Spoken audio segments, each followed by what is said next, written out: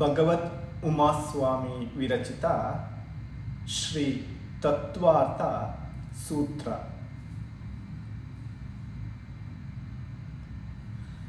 ಮೋಕ್ಷಮಾರ್ಗಸ್ಯ ನೇತಾರಂ ಭಿತ್ತಾರಂ ಕರ್ಮ ಭೂಭೃತಾಂ ಜ್ಞಾತಾರಾಂ ವಿಶ್ವತತ್ವಾನಾಂ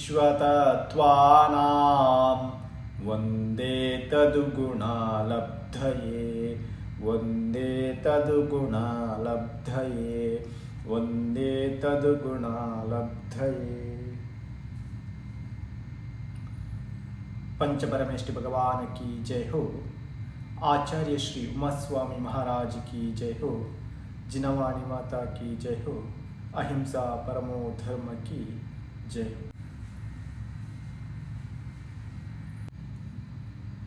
ತತ್ವಾರ್ಥ ಸೂತ್ರ ಅಧ್ಯಾಯ 5.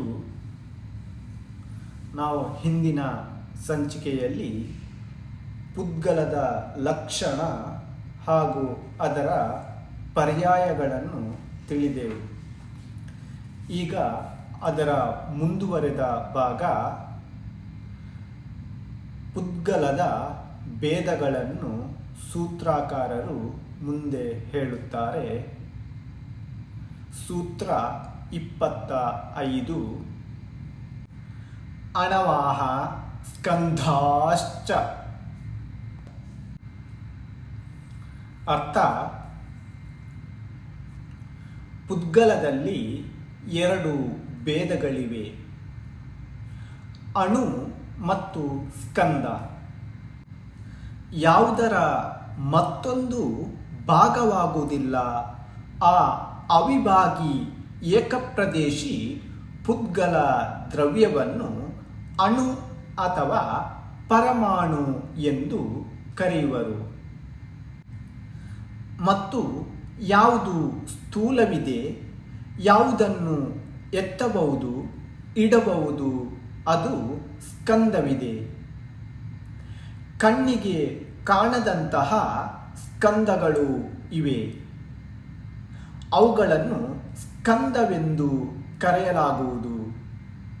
ಏಕೆಂದರೆ 2 ಅಥವಾ 2ಕ್ಕಿಂತ ಅಧಿಕ ಪರಮಾಣುಗಳ ಮಿಲನದಿಂದ ಯಾವ ಪುದ್ಗಲ ಆಗುತ್ತದೆ ಅದು ಸ್ಕಂದವೆಂದು ಕರೆಯಲ್ಪಡುತ್ತದೆ. ಪುದ್ಗಲ ಅನೇಕ ವಿಧವಾಗಿವೆ.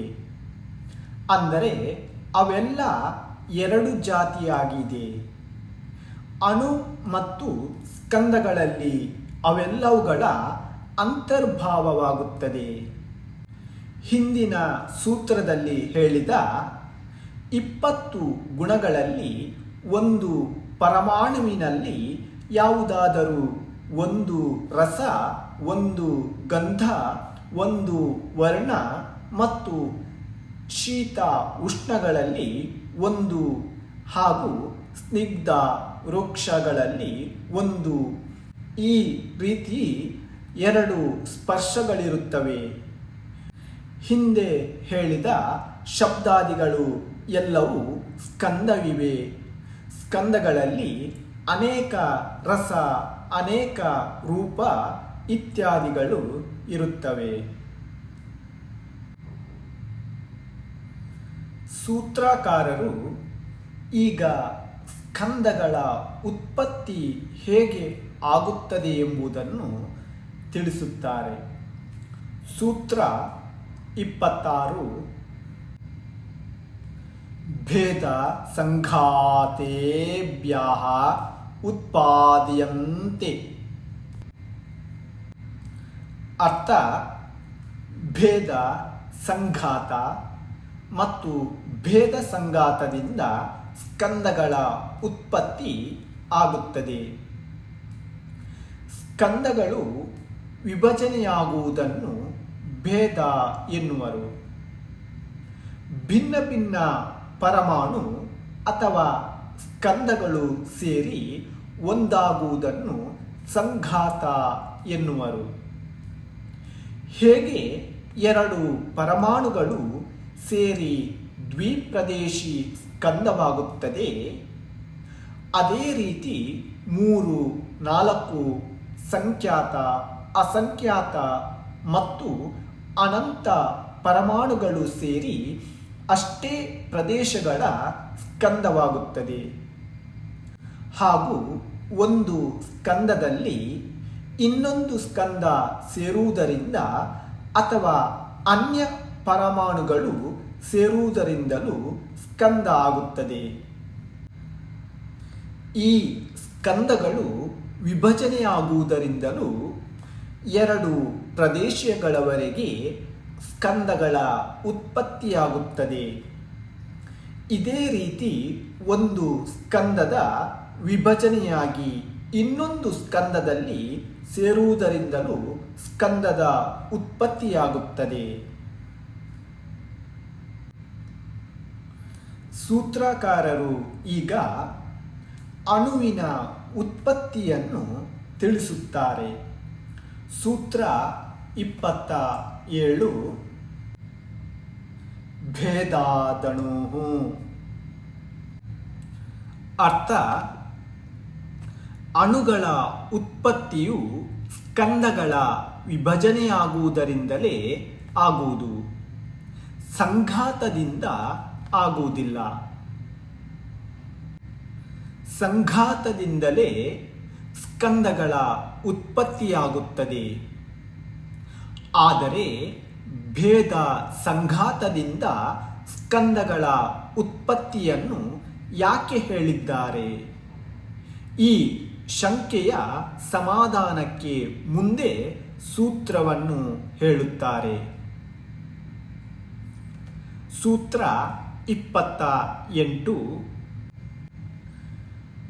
ಭೇದ ಸಂಘಾತಾಭ್ಯಾಂ ಚಾಕ್ಷುಷಾಃ. ಅರ್ಥ: ಭೇದ ಮತ್ತು ಸಂಘಾತ ಎರಡರಿಂದಲೂ ಸ್ಕಂದವು ಚಾಕ್ಷು ಇಂದ್ರಿಯದ ವಿಷಯವಾಗುತ್ತದೆ. ಇದರ ಆಶ್ರಯ ಎಂದರೆ ಅನಂತ ಪರಮಾಣುಗಳ ಸ್ಕಂದವಾಗುವುದರಿಂದ ಮಾತ್ರವೇ ಯಾವುದೇ ಸ್ಕಂದ ಚಾಕ್ಷು ಇಂದ್ರಿಯ ವಿಷಯವಾಗುವುದಿಲ್ಲ. ಆದರೆ ಅವುಗಳಲ್ಲಿಯೂ ಕೆಲವು ಕಂಡುಬರಲು ಯೋಗ್ಯವಾಗುತ್ತವೆ ಮತ್ತು ಕೆಲವು ಕಂಡುಬರಲು ಯೋಗ್ಯವಾಗುವುದಿಲ್ಲ. ಇಂಥ ಸ್ಥಿತಿಯಲ್ಲಿ ಯಾವ ಸ್ಕಂದವು ಅದೃಶ್ಯವಿದೆ, ಅದು ದೃಶ್ಯ ಹೇಗೆ ಆಗಬಲ್ಲದು ಎಂದು ಪ್ರಶ್ನೆ ಹುಟ್ಟುತ್ತದೆ. ಅದರ ಸಮಾಧಾನಕ್ಕಾಗಿಯೇ ಈ ಸೂತ್ರವನ್ನು ಸೂತ್ರಕಾರರು ಹೇಳಿದ್ದಾರೆ. ಮತ್ತು ಕೇವಲ ಭೇದದಿಂದಲೇ ಯಾವುದೇ ಸ್ಕಂದವು ಚಾಕ್ಷು ಇಂದ್ರಿಯದಿಂದ ಕಂಡುಬರಲು ಯೋಗ್ಯವಾಗುವುದಿಲ್ಲ. ಆದರೆ ಭೇದ ಮತ್ತು ಸಂಘಾತ ಎರಡರಿಂದಲೇ ಆಗುತ್ತದೆ ಎಂದು ಹೇಳಿದ್ದಾರೆ. ಉದಾಹರಣೆಗೆ, ಒಂದು ಸೂಕ್ಷ್ಮ ಸ್ಕಂದವು ವಿಭಜನೆಯಾಗಿ 2 ಭಾಗವಾದರೂ ಅದು ಸೂಕ್ಷ್ಮವಾಗಿಯೇ ಇರುತ್ತದೆ ಮತ್ತು ಈ ರೀತಿ ಅದು ಚಾಕ್ಷು ಇಂದ್ರಿಯದ ಮುಖಾಂತರ ಕಾಣುವುದಿಲ್ಲ. ಆದರೆ ಯಾವಾಗ ಆ ಸೂಕ್ಷ್ಮ ಸ್ಕಂದ ಇನ್ನೊಂದು ಸ್ಕಂದದೊಡನೆ ಸೇರಿ ತನ್ನ ಸೂಕ್ಷ್ಮತೆಯನ್ನು ಬಿಡುತ್ತದೆ ಮತ್ತು ಸ್ಥೂಲ ರೂಪ ಧರಿಸುತ್ತದೆ, ಆಗ ಚಾಕ್ಷು ಇಂದ್ರಿಯದ ವಿಷಯವಾಗತೊಡಗುತ್ತದೆ. ಅದನ್ನು ಕಣ್ಣಿನಿಂದ ನೋಡಬಹುದು. ಸೂತ್ರಕಾರರು ಮುಂದಿನ ಸೂತ್ರದಲ್ಲಿ ದ್ರವ್ಯದ ಲಕ್ಷಣವನ್ನು ತಿಳಿಸುತ್ತಾರೆ. ಇದನ್ನು ಮುಂದಿನ ಸಂಚಿಕೆಯಲ್ಲಿ ತಿಳಿಯೋಣ. पंचपरमेष्टि भगवान की जय हो. आचार्य श्री उमा स्वामी महाराज की जय हो. जिनवाणी माता की जय हो. अहिंसा परमो धर्म की जय हो.